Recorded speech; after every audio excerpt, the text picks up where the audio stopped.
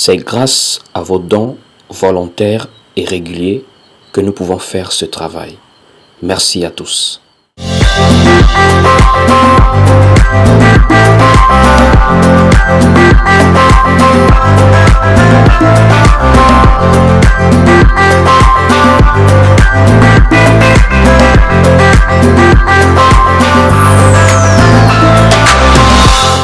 Je voudrais aujourd'hui partager la parole de Dieu par rapport à l'espérance. L'espérance. Ce soir, par la grâce de Dieu, je suis conduit à te partager la parole de Dieu par rapport à notre foi que nous avons en commun. Je voudrais que tu puisses aujourd'hui être disposé, concentré, sans oublier de tapoter et de partager le live, bien sûr. Mais je voudrais te partager par rapport à l'espérance que nous avons en commun. Vous savez, les païens disent, ou encore les mondains disent, que l'intérêt guide l'esprit. Ça veut dire l'homme est conduit par son intérêt, ou encore ses intérêts. Et frères et sœurs, vous allez remarquer que c'est presque dans tous les aspects de la vie. Nous sommes conduits par rapport à ce que nous voyons comme étant quelque chose de profitable, quelque chose d'excellent, quelque chose de bien pour nous, quelque chose de meilleur pour nous. Et cette chose devient notre priorité dans la vie de tout homme. De l'enfance jusqu'à la vieillesse, l'homme va toujours être conduit à prioriser quelque chose dans sa vie, à mettre quelque chose dans une certaine hauteur, à valoriser quelque chose par rapport aux autres. Par exemple, un enfant qu'on envoie à l'école, qui est encore tout petit, la priorité qu'on lui donne, l'orientation que ses parents lui donnent par rapport à la priorité de sa vie à l'instant T, ce sont les études. Voici pourquoi pour un élève conscient, vous pouvez jouer avec beaucoup de choses, mais pas ses études. Parce que il a une espérance par rapport à ses études. On lui fait comprendre que c'est à base de ses études qu'il sera quelqu'un de grand demain. Donc ses études deviennent pour lui une priorité. Il commence à valoriser ses études. Donc, il a beaucoup de choses qu'il fait. Mais quand c'est le temps des études, il est prêt à laisser les autres choses pour se concentrer dans ce qu'il estime être sa priorité du moment. C'est un exemple. C'est comme un jeune entrepreneur qui a une vision demain, qui veut révolutionner par exemple le monde par rapport à un domaine, la technologie, les services, etc. Vous allez remarquer que parfois les grands entrepreneurs, ils prennent leurs projets comme étant des priorités. Parfois même, malheureusement pour certains, ou encore ça dépend, si pour eux-mêmes c'est mieux, il y a des gens même jusqu'au mariage, prennent un coup. Voici pourquoi vous voyez par exemple des grands multimilliardaires, beaucoup sont mariés à plusieurs reprises. Parce que même le mariage, même la femme n'a pas été sa priorité. Ce n'est pas ce qu'il a mis le plus en valeur dans sa vie. C'est son travail, c'est ses recherches, c'est sa vision.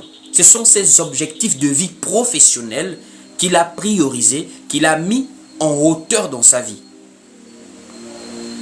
Vous voyez un peu le niveau de choses que nous sommes capables de faire lorsque nous avons mis en priorité quelque chose. C'est la même chose par exemple pour certaines personnes. La priorité de leur vie, c'est par exemple leurs enfants, leurs femmes, leur travail. C'est comme des femmes, la priorité de leur vie, c'est parfois le mari, parfois les enfants, parfois le travail. En un mot, tout dans la vie, il y a toujours un ordre de priorité. Et la priorité en général est juste la conséquence d'une vision, d'un objectif d'un but à atteindre. Quelqu'un qui dit, moi je mets en priorité le travail, ce n'est pas forcément parce que le travail est facile. Ce n'est pas forcément parce qu'il aime le travail, mais c'est parce qu'il a une espérance dans le travail. Si quelqu'un commence à travailler dans un projet, il s'y plonge. Ce n'est pas tant parce que c'est le projet qui est facile à monter, à travailler dessus, à élaborer, mais c'est parce qu'il a une espérance dans le projet. C'est la même chose pour un jeune enfant qui va à l'école. L'école n'est pas facile. Il faut étudier. Il faut être discipliné. Il faut beaucoup de choses. Voici pourquoi quand il met en priorité les études, vous allez remarquer tout le reste devient maintenant secondaire. Ça veut dire le reste gravite maintenant autour des études. Il est prêt à sacrifier certaines choses pour les études. Parce que l'espérance qu'il a, ce n'est pas sur les loisirs, ce n'est pas sur les amis, ce n'est pas sur les jeux de vidéo, c'est sur les études. Frères et sœurs, je te parle toi en tant que chrétien. Je te parle toi en tant que disciple du Seigneur. Le livre de 1 Corinthiens, chapitre 11, l'apôtre Paul va poser une question. Il dit, il demande, il pose la question, la nature elle-même ne vous enseigne-t-elle pas? Il y a des choses que si tu veux comprendre, regarde la nature, regarde l'ordre naturel des choses. Regarde même les humains. Dans l'inconscient collectif, il y a des choses que les gens font sans se rendre compte qu'ils respectent simplement les lois de la nature. La manière dont Dieu a créé le monde et tout ce qui s'y trouve marche dans un ordre naturel. Le soleil existe pour telle chose. La lune existe pour telle chose. Les étoiles existent pour telle chose. En fait, Dieu n'a pas créé quelque chose. Ça veut dire qu'il ne sait pas trop pourquoi la chose est créée, mais en tout cas, c'est là dans la nature. Non, non, non. La Bible nous enseigne que Dieu vit tout ce qu'il avait créé et c'était très bon. Voici pourquoi, même quand Dieu crée l'homme et la femme, quand Dieu les forme, Dieu a un objectif bien précis. Il dit à Adam, tu vas cultiver le jardin. Ça veut dire, même quand Adam était formé dans le jardin, il avait déjà un ordre d'utilité dans la formation, dans la création. Quelqu'un qui vit, qui n'a pas en fait une espérance claire, un but précis à atteindre, un objectif, c'est quelqu'un qui vit dans le désordre. En fait, sa vie, c'est le bazar. Voici même pourquoi l'espérance va plus loin, va maintenant entrer dans le domaine de la foi. Qu'est-ce que le livre des Hébreux nous dit? Le livre des Hébreux nous dit, la foi est une ferme assurance des choses que l'on espère. Allons-y lire ça ensemble. Hébreux, chapitre 11, dès le verset 1er. Je voudrais que tu lises ça avec moi. Hébreux, chapitre 11, au verset 1er. Il est écrit ici, or, la foi est une ferme assurance des choses qu'on espère, une démonstration de celles qu'on ne voit pas. La foi. Vous savez, il y a deux types de foi. Si vous ne le savez pas, je vous informe qu'il y a deux types de foi. Ce n'est pas seulement chez les chrétiens qu'on parle de foi. Ce n'est pas seulement dans l'église que l'on parle de foi. La différence qu'il y a entre la foi dans le domaine de l'église et la foi ailleurs, c'est que la foi que nous avons dans l'église, en tant qu'église, en tant que disciple du Seigneur Jésus-Christ, c'est la foi en Jésus-Christ. La foi en sa parole. Mais la foi n'est pas seulement déployée dans le domaine de la foi de l'église, dans le domaine des Écritures saintes. Puisque dans beaucoup d'autres domaines, des gens ont manifesté la foi. La foi qui est à la base une espérance. Mais seulement plus l'espérance s'affermit elle rentre maintenant et devient la foi. Voici pourquoi, par exemple, dans le domaine sportif, vous pensez que les gens prient souvent avant les matchs, pourquoi? Ou encore pendant des compétitions finales ou demi-finales. On va jusqu'aux prolongations. On va jusqu'au tir au but. Vous voyez comment des joueurs de football prient sur le terrain de football. Il n'est pas à l'église. Il n'est pas assemblé quelque part. Il n'est pas dans un lieu de culte, dans un lieu de spiritualité. Mais il prie. Ça veut dire c'est inscrit dans le cœur de tout homme. Croire en quelque chose avec fermeté par rapport à un objectif que nous avons. Dans beaucoup d'aspects de la vie, des gens déploient même la foi sans s'en rendre compte parce qu'ils ont une espérance qui s'affermit par rapport au fait qu'ils mettent la chose en priorité.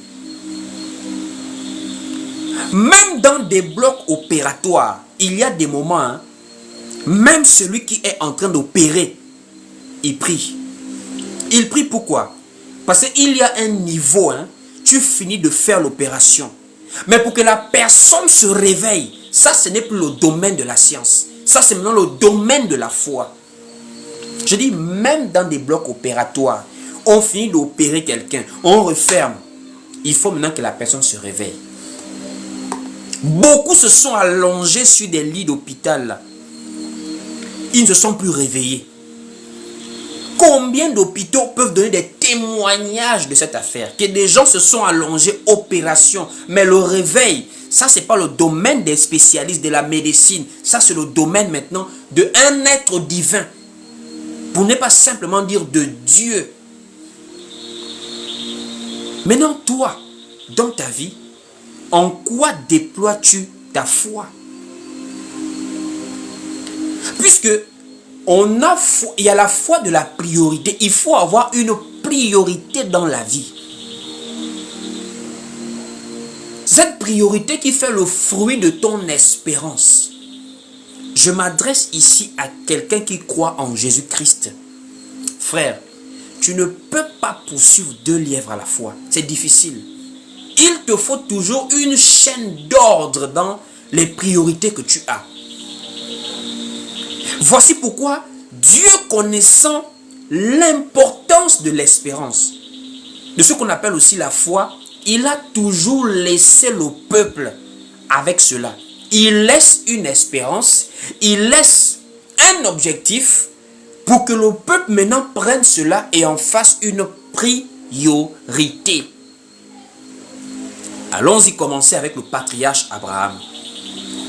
Dieu appelle Abraham. Abraham n'a pas encore d'enfant. Et Dieu le bénit, Dieu lui fait des promesses. Mais écoutez une promesse que Dieu fait. Dieu ne s'arrête pas qu'avec la promesse faite à Abraham. Dieu va pousser le bouchon loin. Et Dieu lance maintenant une prophétie par rapport à des siècles à venir sur le peuple qui sortira d'Abraham. Pourquoi? Pour que ces prophéties deviennent maintenant le fil conducteur des générations suivantes. Voici pourquoi Abraham connaissait d'avance, des siècles en avance, ce qu'allait vivre sa descendance. Abraham connaissait très bien que ses enfants iraient dans un pays étranger. Abraham savait très bien que ses enfants allaient faire 4 siècles dans ce pays étranger. Abraham savait très bien qu'il y aurait une délivrance qui devait arriver. Donc quand Abraham élève Isaac, il communique à Isaac le fruit de l'espérance venant des prophéties de Dieu. Allons-y lire le livre de Genèse, chapitre 13 au verset 15. Genèse, chapitre 13 au verset 15. Il est écrit ici dans Genèse, chapitre 15 plutôt, dès le verset 13. Nous sommes dans Genèse, chapitre 15 au verset 13. Lisons ensemble. Il est écrit ici. Et l'Éternel dit à Abraham, sache que tes descendants seront étrangers dans un pays qui ne sera point à eux. Ils y seront asservis et on les opprimera pendant 400 ans. Mais je jugerai la nation à laquelle ils seront asservis et ils sortiront ensuite avec de grandes richesses. Toi, tu iras en paix vers tes pères, tu seras enterré après une heureuse vieillesse. À la 4e génération, ils reviendront ici, car l'iniquité des Amoréens n'est pas encore arrivée à son comble.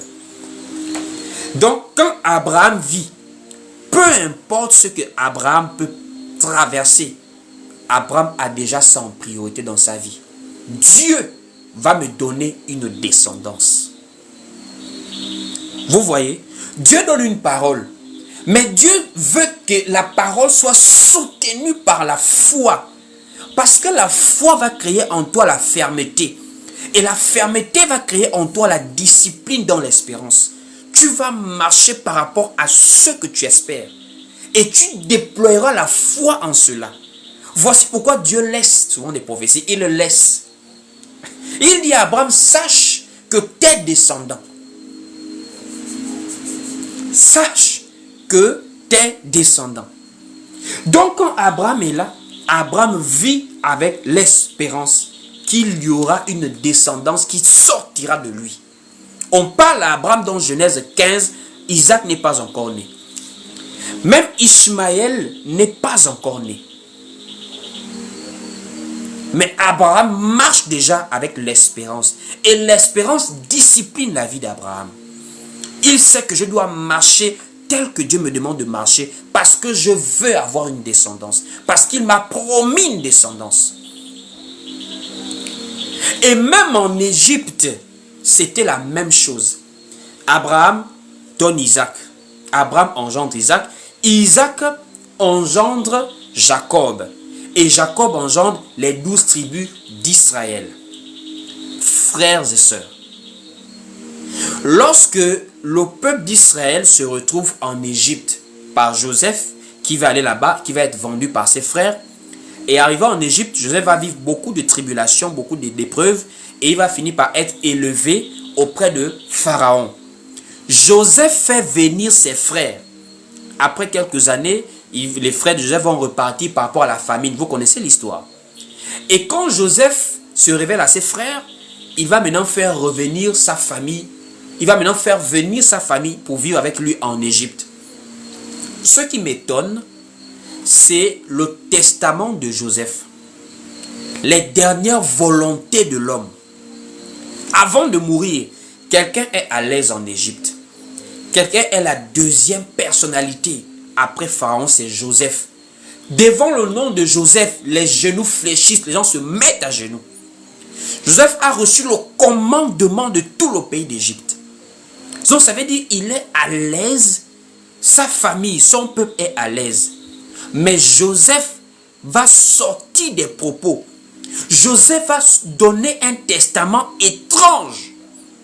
Ce sera étrange pour les hommes, mais par rapport à la foi, par rapport à l'espérance, par rapport à la prophétie, c'est normal. Parce que le peuple sorti d'Abraham avait un fil conducteur. Ils seront étrangers, mais pendant une période. Et ils devront ressortir.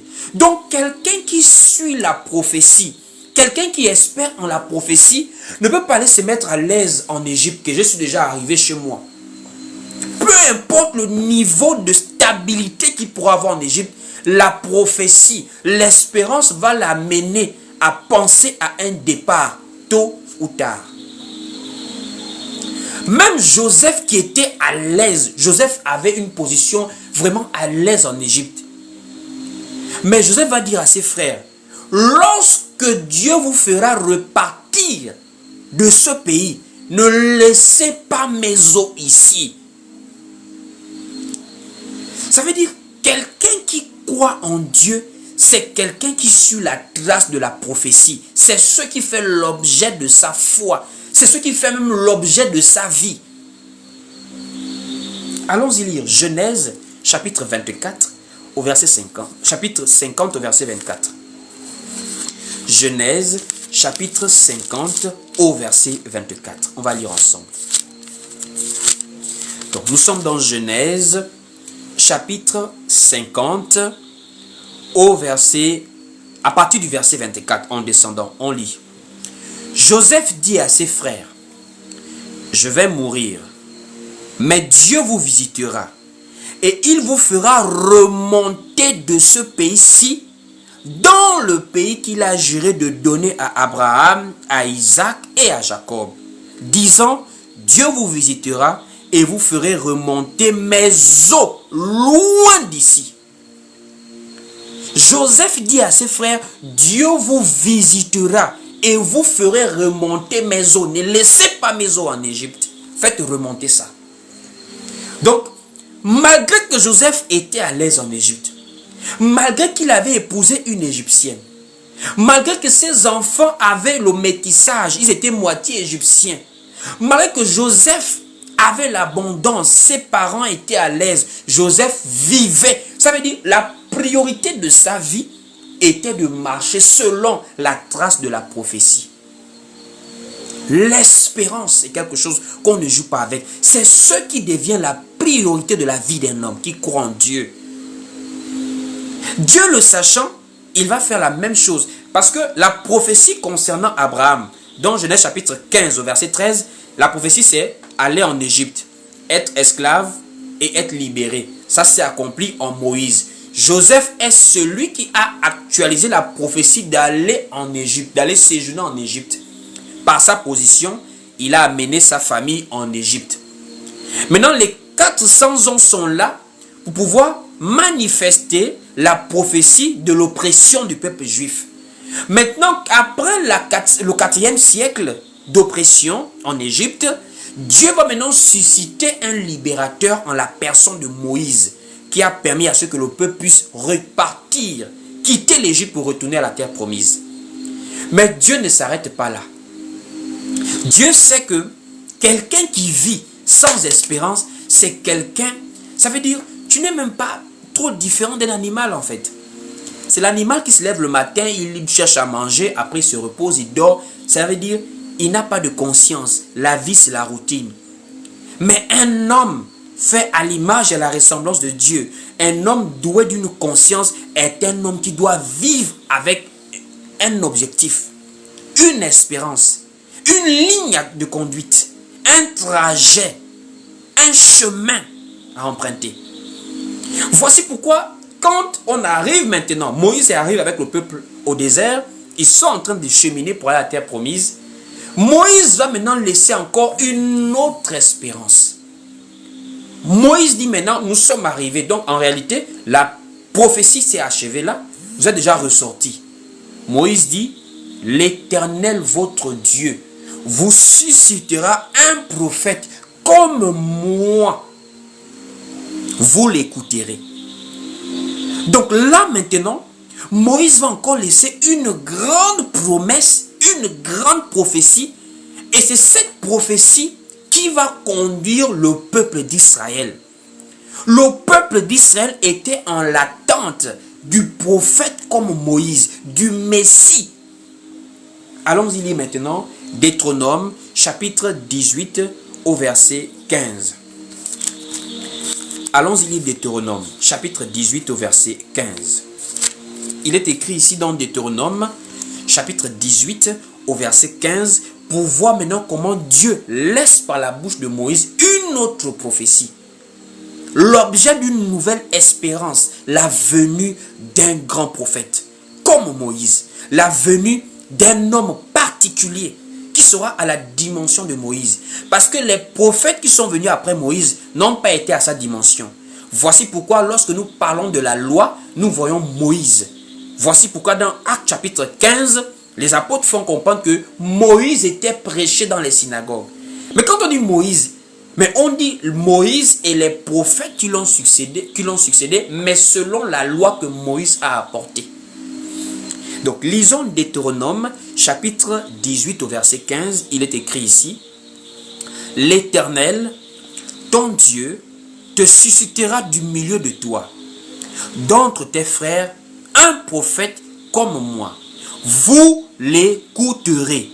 Il répondra ainsi à la demande que tu fis à l'Éternel ton Dieu à Horeb, le jour de l'assemblée, quand tu disais que je n'entende plus la voix de l'Éternel mon Dieu et que je ne vois plus ce grand feu afin de ne pas mourir, l'Éternel me dit, ce qu'ils ont dit est bien. Je leur susciterai du milieu de leurs frères un prophète comme toi. Je mettrai mes paroles dans sa bouche et il leur dira tout ce que je lui commanderai. Si quelqu'un n'écoute pas mes paroles, qu'il dira en mon nom, c'est moi qui lui en demanderai compte.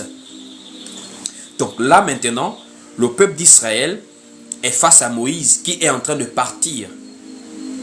Et là, avant de quitter la scène, Moïse laisse le fruit d'une nouvelle espérance, la venue du Messie, la venue d'un grand prophète à la dimension de Moïse. Et l'apôtre Pierre va maintenant actualiser en disant, tous les prophètes qui ont successivement parlé depuis Samuel ont aussi annoncé ce jour-là. Allons-y lire maintenant. Actes chapitre 3 au verset 27. Actes au chapitre 3 au verset 27. Qu'est-ce que la parole nous dit ici? La parole nous dit ici dans Actes au chapitre 3 au verset 27, au verset 24 plutôt. Acte 3 au verset 24. Tous les prophètes qui ont successivement parlé depuis Samuel ont aussi annoncé ces jours-là. Vous êtes les fils des prophètes et de l'alliance que Dieu a traitée avec nos pères en disant à Abraham, toutes les familles de la terre seront bénies en ta postérité. Donc la prophétie de Moïse est devenue le fil conducteur de tous les prophètes qui sont venus après. Et l'apôtre Pierre ne s'est pas arrêté là. Il va encore dire la même chose, que la venue de ce juste-là, la venue de ce prophète-là, en fait, c'est la venue d'une nouvelle dispensation. Il y a quelque chose qui va se passer. Il va vivre d'une souffrance et il y a une gloire qui va venir après. Donc c'était tout un mystère que les prophètes voyaient des bouts, des étincelles. Voici pourquoi l'apôtre Pierre va également dire ça. Qu'ils ont prophétisé touchant la grâce qui vous était réservée. Et cela a même été l'objet de leur recherche et de leur investigation. Ça veut dire les prophètes de Dieu vivaient avec l'espérance de la grâce. Étant sous la loi, mais ils voyaient la grâce à distance. Et ils ont fait de ça l'objet de leur vie, de leur espérance. Leur discipline de vie était en fonction de cette prophétie-là. Allons-y lire 1 Pierre, chapitre 1er, à partir du verset 10. 1 Pierre, chapitre 1er, à partir du verset 10. Il est écrit ici, dans 1 Pierre, chapitre 1, au verset 10. Les prophètes qui ont touché, les prophètes qui ont prophétisé, touchant la grâce qui vous était réservée, ont fait de ce salut l'objet de leur recherche et de leur investigation. Voulant sonder l'époque et les circonstances marquées par l'Esprit de Christ qui était en eux et qui attestait d'avance les souffrances de Christ et la gloire dont elles seraient suivies. Il leur fut révélé que ce n'était pas pour eux-mêmes, mais pour vous qui étaient les dispensateurs de ces choses, que vous ont annoncé maintenant ceux qui vous ont prêché l'évangile par le Saint-Esprit envoyé du ciel et dans lesquels les anges désirent plonger leur regard. Frères, depuis Moïse, les prophètes qui sont venus étaient collés à cette espérance-là. Moïse dit, un prophète comme moi. Mais qui est ce prophète? Ce n'est pas Ésaïe, ce n'est pas Daniel, ce n'est pas Ézéchiel, ce n'est pas Samuel, ce n'est pas Jérémie. Mais par contre, ces prophètes annonçaient le prophète que Moïse avait annoncé. Les prophètes après Moïse ne faisaient que répéter Moïse parce qu'il y avait l'espérance, la prophétie. Ésaïe dit, une vierge concevra. On l'appellera Emmanuel, prince de paix. Il dit, un enfant nous est né, un fils nous est donné. Michel va voir celui qui pétra Israël naître à Bethléem. Ça veut dire qu'on avait des étincelles de l'homme annoncé par Moïse. Et leur vie était sous cette espérance-là. Et nous maintenant, dans la grâce qui a commencé avec Jésus-Christ, qui a ouvert le temps de la grâce, qui est le temps de la fin. Jésus étant venu à la croix, Jésus ayant manifesté la rédemption en mourant à la croix et en ressuscitant pour nous redonner la vie éternelle qu'on avait perdue en Adam, dans le jardin d'Éden, il nous ramène dans la réconciliation avec Dieu et nous donne accès à la vie éternelle. Jésus, il y a 2000 ans du calendrier que nous avons là, il n'est pas parti sans laisser une espérance. Toi aujourd'hui, ta priorité, c'est le terrain. Tu dois conçu. Tant que tu n'as pas conçu ton terrain, tu n'es pas en paix. Ça veut dire la priorité de toute une existence réside sur le terrain. C'est-à-dire, toi, ta priorité, c'est la voiture. Tant que tu n'as pas la voiture, tu ne seras pas en paix. Tu es capable d'abandonner Dieu. Tu es capable de te fermer à la chose de Dieu. Tu ne t'assembles plus avec des frères. Tu ne suis plus les enseignements. Tu n'as plus une vie de prière. Tu te plonges dans le travail à cause de voiture. Voiture qui envoie des gens au cimetière. Toi, tu es capable de t'éloigner de Dieu à cause d'acheter voiture. Maison qui prend feu en Californie là-bas. Toi, tu es capable d'abandonner Dieu à cause de non, je cherche d'abord ma vie, je cherche à construire ma maison. Toi, la priorité de ta vie, c'est le mariage. Mariage qui a donné des AVC aux gens. Quelqu'un a AVC parce qu'il s'est marié. Tellement de problèmes dans le mariage. Ceux qui sont mariés, allez s'y poser la question à beaucoup de gens mariés. Ils vont vous dire, notre rêve là, c'est de pouvoir même divorcer. C'est toi qui cours. C'est-à-dire ta vie, c'est le mariage. Tu es parti vers Dieu parce qu'on t'a dit que non, il va t'accorder le mariage. Toi, c'est la promotion au travail.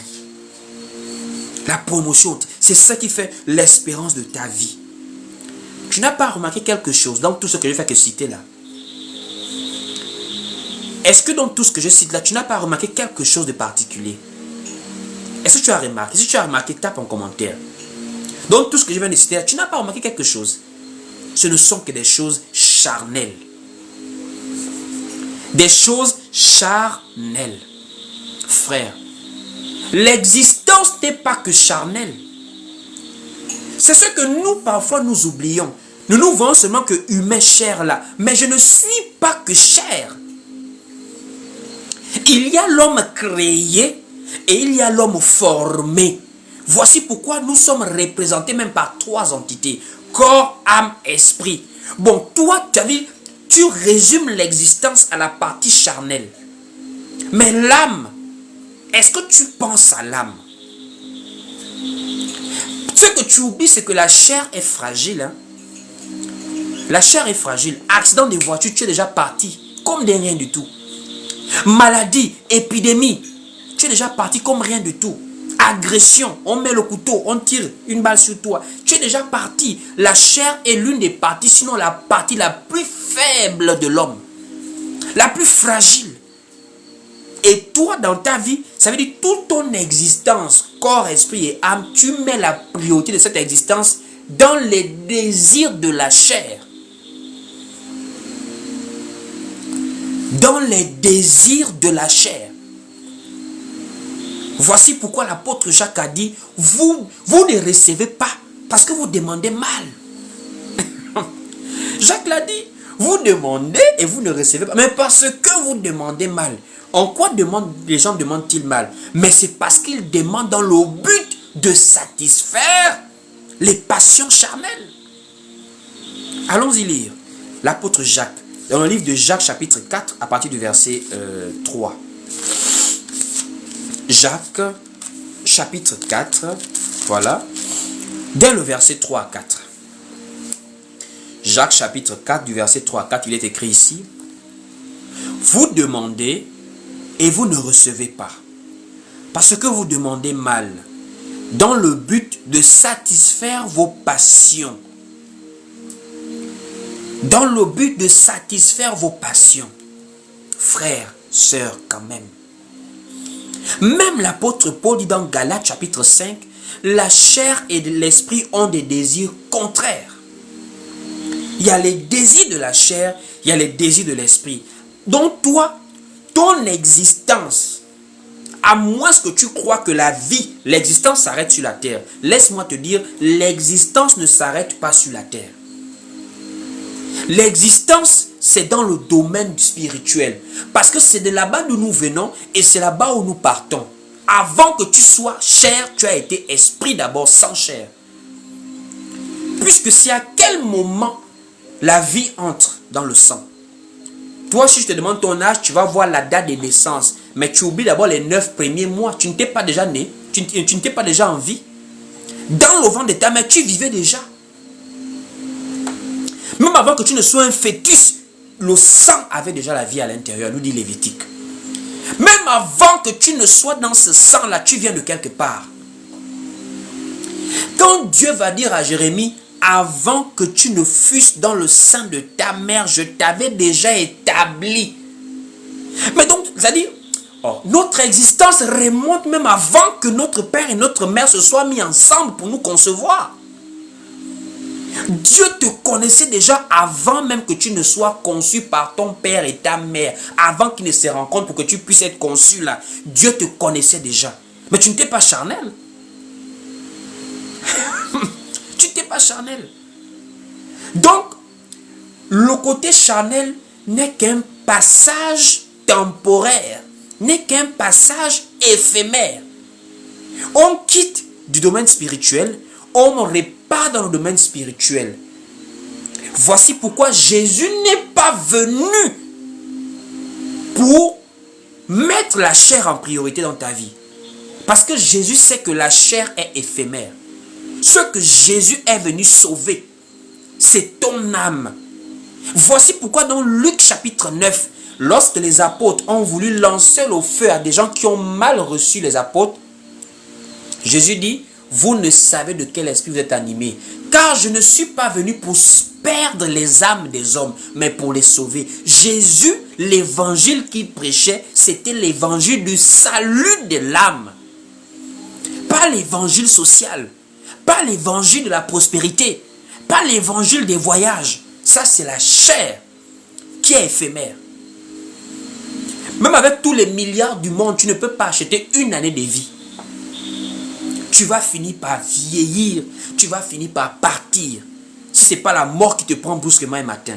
Donc toi, tu es assis comme ça. Un bon jour, tu es assis. Dieu t'accorde encore la grâce de vivre. Ta priorité dans ta vie. Ce sont des choses rien que charnelles. Même pas une priorité spirituelle. La chose que tu dois le plus prendre soin, ton âme, tu as mis ça. C'est le dernier de tes soucis. Toi, c'est la voiture, l'avion, le mariage. Je dois être plus beau, je dois être plus belle, je dois faire du sport, diminuer comme ça, augmenter comme ça. Je dois vraiment être plus raffiné. Mais ton âme, dans tout ça, c'est-à-dire toi, l'âme, en tout cas, je m'en fous de ça. Mon frère, c'est dans l'au-delà que tu réalises à quel point la vie que Dieu t'accorde c'est la meilleure des bénédictions. C'est la meilleure manière que Dieu te prouve qu'il t'aime, il veut que tu te répandes.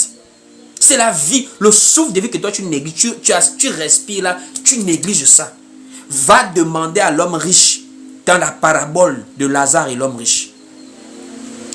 Jésus nous parle d'une parabole. Jésus, c'est celui en qui moi je crois. Donc ceux qui ont eu les expériences de mort naturelle là, humainement, je ne me fie pas en l'être humain comme moi, qui a des défauts, qui a des faiblesses. Je me confie qu'en Jésus-Christ, l'homme parfait sur terre, Dieu fait chair. C'est Jésus qui nous a expliqué l'au-delà. Un homme vivait sur la terre, il avait des moyens, l'homme riche. Et il y avait un autre monsieur, Lazare le pauvre. Mais quand les deux sont morts, c'est dans l'au-delà que tu vas réaliser que la voiture n'est pas la plus grande bénédiction. C'est dans l'au-delà que tu vas réaliser que l'argent n'est pas la plus grande bénédiction.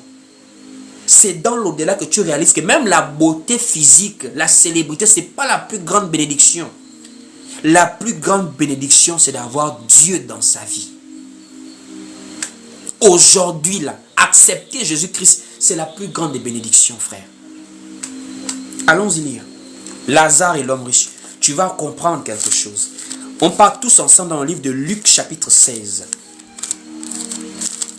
Luc au chapitre 16. Luc chapitre 16 à partir du verset 19. Lisons ensemble. Luc 16 au verset 19. Il y avait un homme riche qui était vêtu de pourpre et de fin lin et qui chaque jour menait joyeuse et brillante vie. Un pauvre nommé Lazare était couché à sa porte, couvert d'ulcères, et désireux de se rassasier des miettes qui tombaient de la table du riche. Et même les chiens venaient encore lécher ses ulcères. Le pauvre mourut, et il fut porté par les anges dans le sein d'Abraham. Le riche mourut aussi, et il fut enseveli. Dans le séjour des morts, il leva les yeux, et tandis qu'il était en proie au tourment, il vit de loin Abraham et Lazare dans son sein.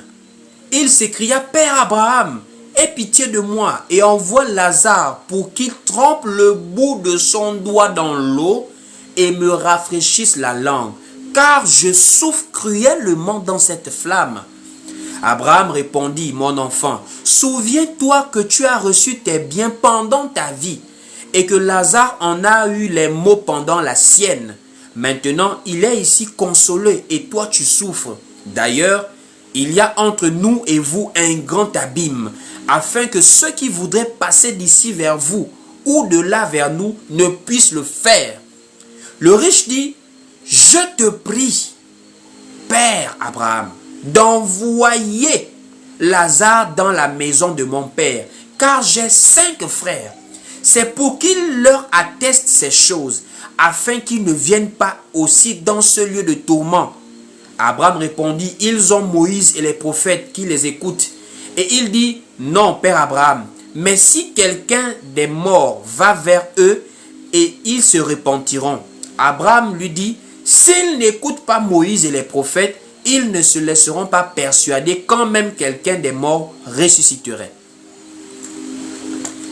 Quand tu écoutes cette parabole-là, tu réalises qu'avoir Dieu dans sa vie, c'est la meilleure des richesses.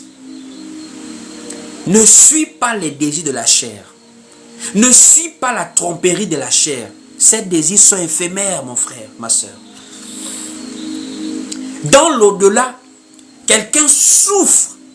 Il tente d'avoir un peu de consolation, d'avoir un peu de soulagement. Ce n'est pas possible.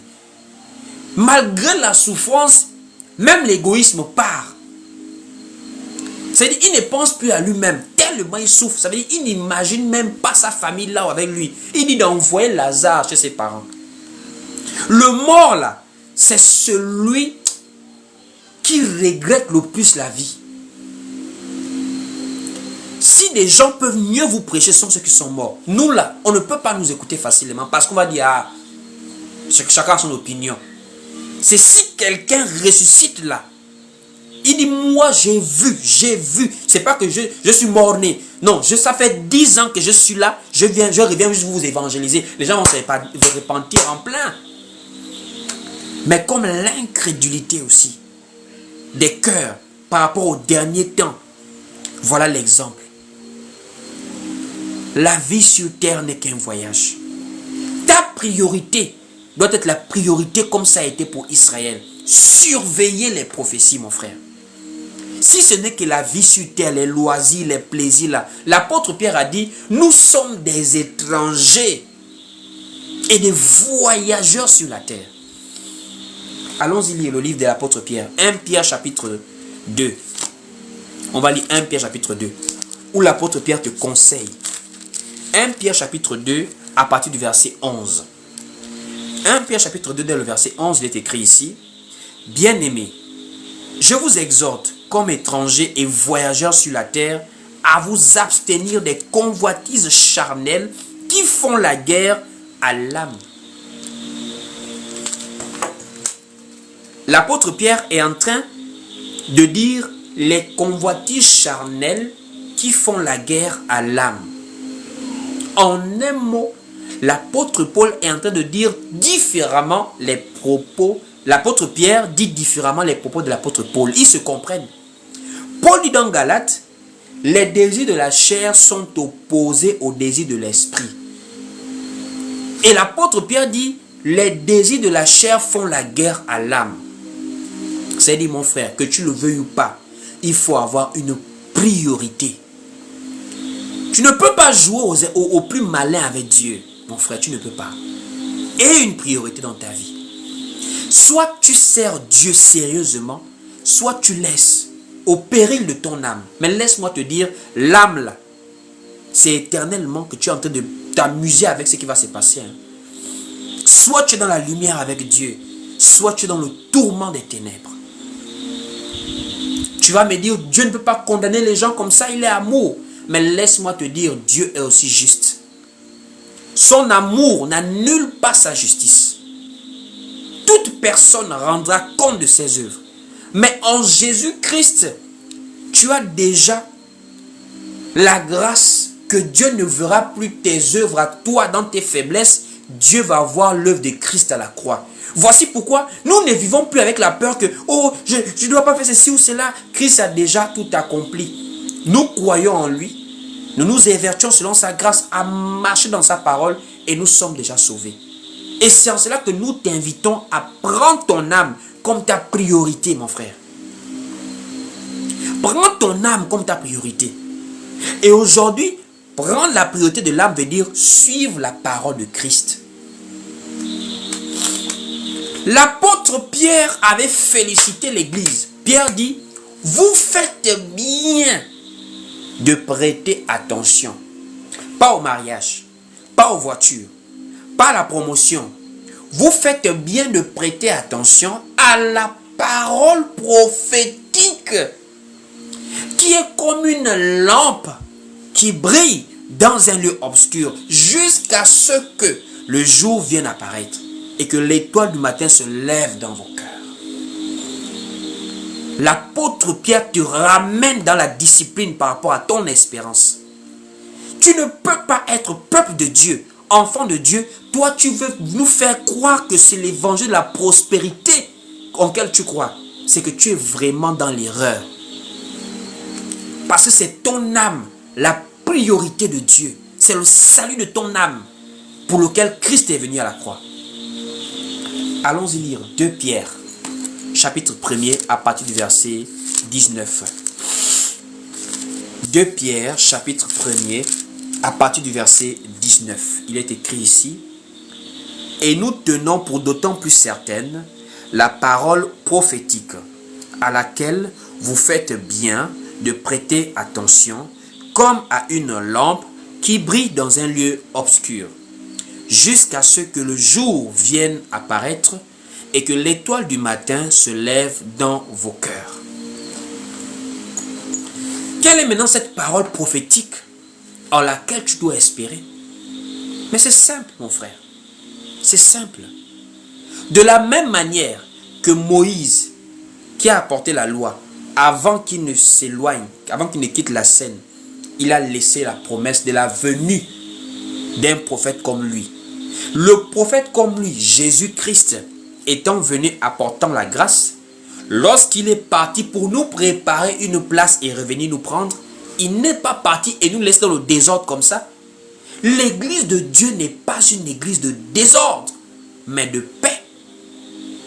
Il a laissé une espérance pour attraper tous les faux prophètes, tous les faux docteurs, les faux apôtres là, qui viennent avec des évangiles, qui contredisent même l'évangile du Seigneur. Prospérité, démonologie, élévation, toutes ces choses. Jésus a laissé la promesse qui doit guider la marche de l'église. La promesse de son retour, de la seconde venue.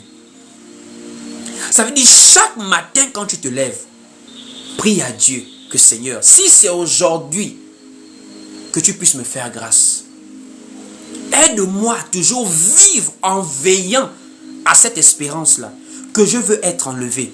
Le jour que tu apparaîtras, je veux être enlevé. Il y a des gens qui ne pensent même plus que l'enlèvement existe. Il y a des gens, ça veut dire, il a tellement de problèmes dans sa vie sociale. le mariage, le travail. Je ne dis pas que c'est facile. Je suis humain comme vous. Je vis comme vous. Je connais la difficulté d'avoir des besoins humains comme vous.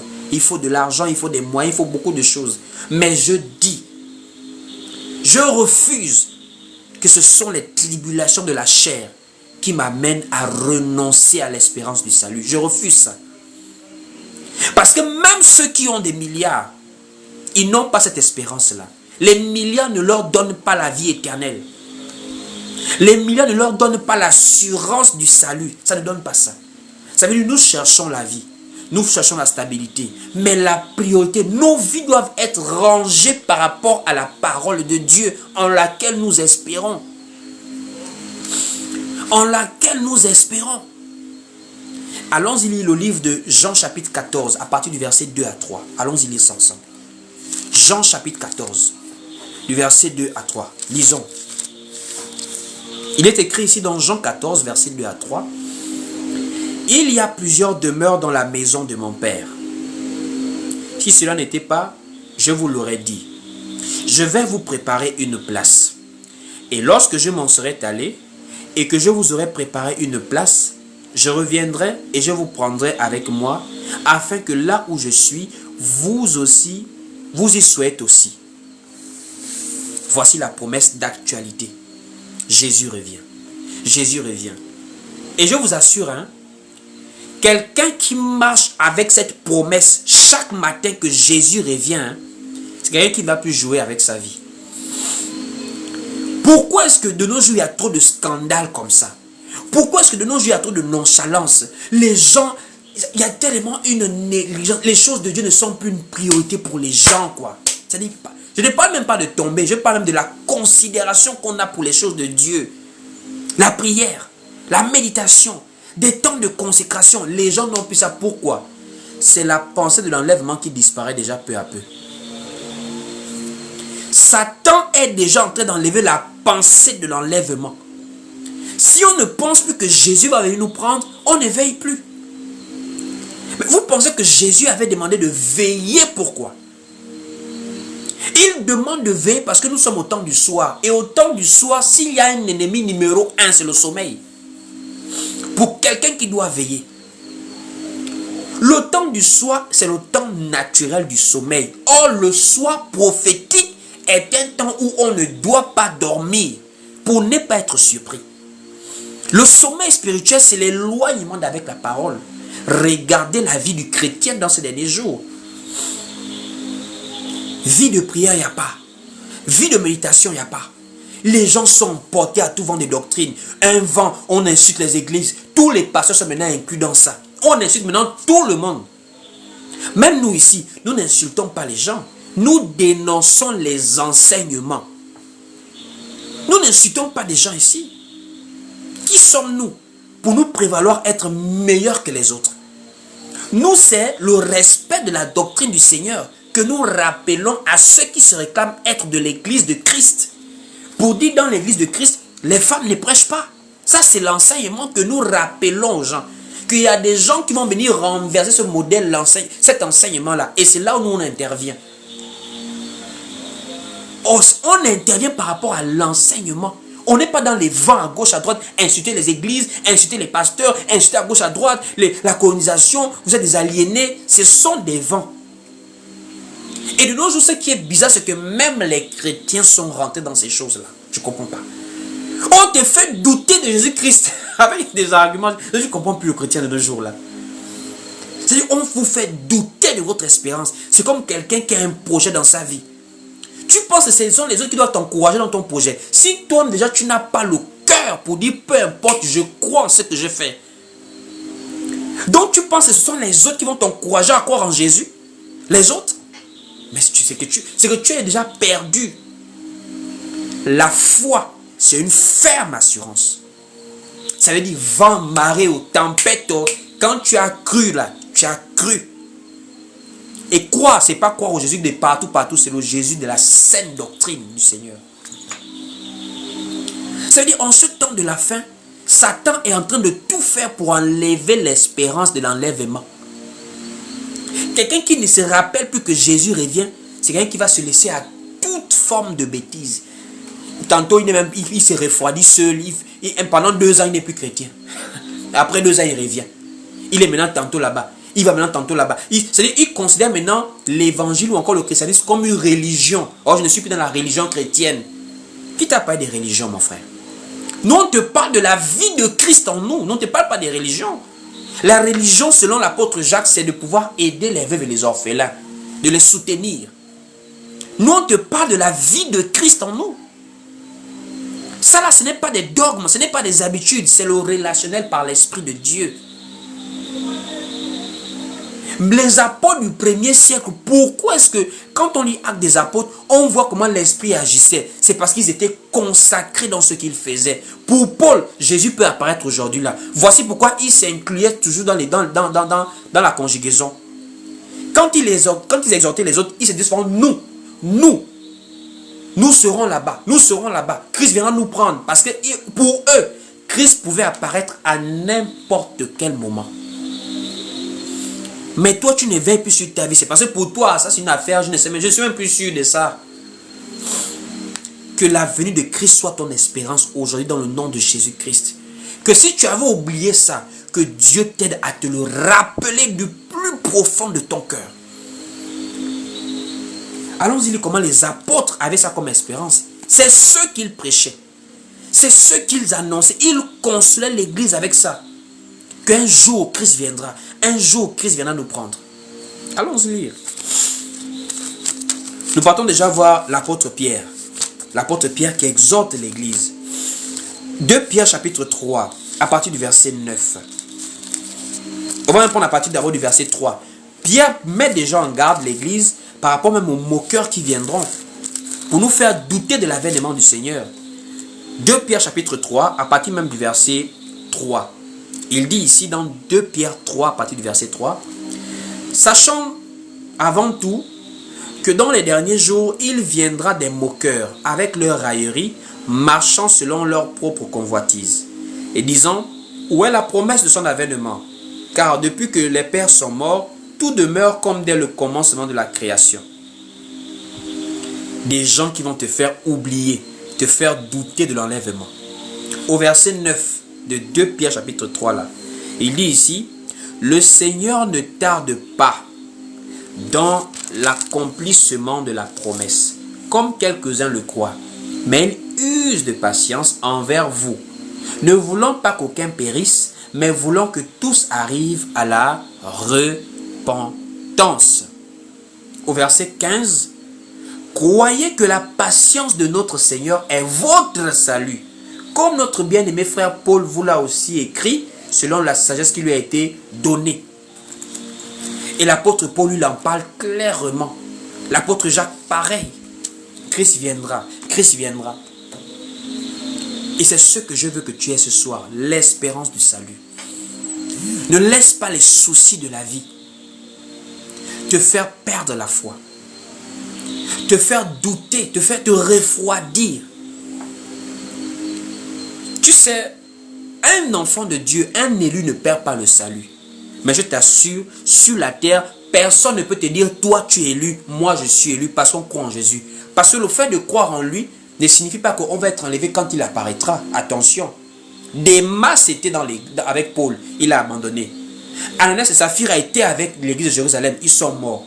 C'est la fin d'une chose qui vaut mieux que son commencement. Voici pourquoi je t'exhorte selon Matthieu chapitre 24 verset 13. Mais c'est celui qui persévérera jusqu'à la fin qui sera sauvé. Demeurons seulement fermes jusqu'au bout, malgré les temps difficiles, malgré les persécutions, jusqu'au bout. Ne cherche pas la validation des hommes si tu veux croire en Dieu en ce temps de la fin.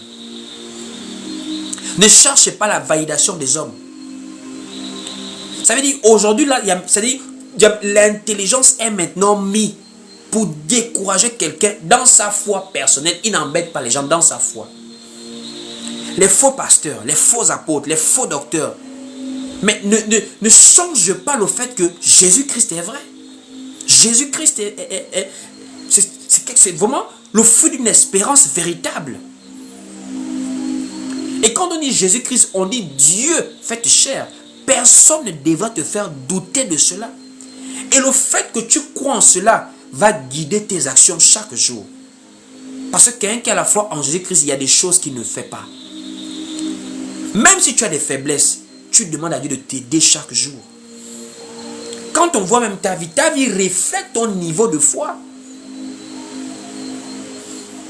Toi dans le monde, toi en Christ, il n'y a même pas une différence. Alors qu'on dit si quelqu'un est en Christ, il est une nouvelle créature. Que Dieu véritablement te transforme ce soir par cet enseignement. Que Dieu véritablement booste en toi quelque chose qui s'était refroidi. Ayons pour expérience le salut. Le salut de nos âmes. Et je vais te laisser avec un dernier verset qui parle du salut. Hébreux chapitre 9 au verset 28. Hébreux 9 au verset 28, il est écrit ici. De même, Christ, qui s'est offert une seule fois pour porter les péchés de plusieurs, apparaîtra sans péché une seconde fois à ceux qui l'attendent pour leur salut. Que Dieu vous bénisse pour cet enseignement que vous avez eu le temps d'écouter depuis le début jusqu'à la fin pour certains. Que Dieu véritablement vous bénisse. Nous sommes arrivés au terme de notre moment de partage. Voilà. Si quelqu'un a peut-être une question rapidement, nous avons souvent la possibilité de laisser 1 à 2 minutes à quelqu'un de peut-être poser une question liée au sujet, bien sûr. Une demande, une question ou encore une préoccupation. Nous pouvons encore édifier davantage la personne. Sinon, nous sommes sur TikTok, mais nous sommes également sur YouTube. C'est le même nom, Willy Bendon. Le lien est sur mon profil TikTok. Nous sommes également sur Facebook, une page Facebook Willy Bendon et un compte Instagram. Nous sommes également sur WhatsApp pour ceux qui veulent parfois nous poser des questions après ou encore échanger avec nous au plus 241 74 31 70 87. Nous rappelons souvent également que nous fonctionnons principalement avec la libéralité de ceux qui croient à la parole et de ceux qui sont libres et volontaires à nous soutenir. Donc si vous avez été bénis et que vous voulez que par la grâce de Dieu nous soyons toujours là pour vous édifier, vous pouvez également nous contacter en inbox pour faire un don, ce qui nous permet de véritablement travailler par rapport à toutes les charges que nous pouvons avoir en travaillant ici sur Internet. Que Dieu véritablement vous bénisse. Nous allons prier pour la fin juste avant de nous séparer. Je voudrais que si tu es en famille, si tu es avec des proches, tu puisses maintenant écouter cette prière et nous allons nous séparer. Nous allons maintenant prier. Seigneur Dieu de gloire, je te rends grâce et je te dis merci pour cet temps de partage de la parole. Merci pour quelqu'un qui est là et qui ressent une transformation à l'intérieur de lui par rapport à ces temps que nous avons passés dans ta présence. Je te prie, ô Dieu, que tu brises les barrières de l'incrédulité dans la vie de quelqu'un. Tu brises les barrières des soucis qui empêchent à quelqu'un d'avoir la foi. Que tu fais tomber les écailles des yeux d'une personne. Je te prie, mon Dieu, mon roi, d'amener encore ton peuple à la repentance pour ceux qui ne sont pas encore revenus dans la bergerie. Je te prie, mon Dieu, de préserver ceux qui persévèrent déjà comme nous sommes là. Malgré les défauts, malgré les faiblesses, malgré les temps difficiles que nous passons. Malgré également les épreuves, les souffrances, les persécutions. Nous voulons demeurer fermes dans cette espérance, dans le nom de Jésus-Christ. Je nous recommande à ta grâce, Seigneur, que tu prennes soin de nos familles, que tu prennes soin de nos activités, que tu prennes soin de nos projets. Quelqu'un qui souffre et a besoin de ton intervention, Seigneur, par rapport à la santé, je te prie, ô Dieu, que la guérison dans le nom de Jésus-Christ soit son partage. Quelqu'un qui recherche du travail, qui vit des situations très difficiles. Une femme, un homme marié qui recherche des enfants, je t'en prie, ô Dieu. Un jeune qui entreprend et qui veut, ô mon Dieu, vivre du travail de ses mains. Toi qui es le Dieu de miracles et de prodiges. Toi qui es le Dieu tout-puissant. Nous prions avec la foi que tu vas agir dans le nom de Jésus-Christ. Protège-nous, garde-nous dans cette espérance. Dans le nom du Seigneur Jésus-Christ, nous avons ainsi prié. Nous disons Amen. Amen, Amen et Amen. Que Dieu vous bénisse. Shalom, shalom. Portez-vous bien et si le Seigneur permet, on se revoit encore demain par la grâce de Dieu. Paix et grâce à vous. Shalom. Bonne soirée chez vous. Pour plus d'édification, suivez-nous sur Facebook, YouTube, TikTok et Instagram. Que Dieu vous bénisse.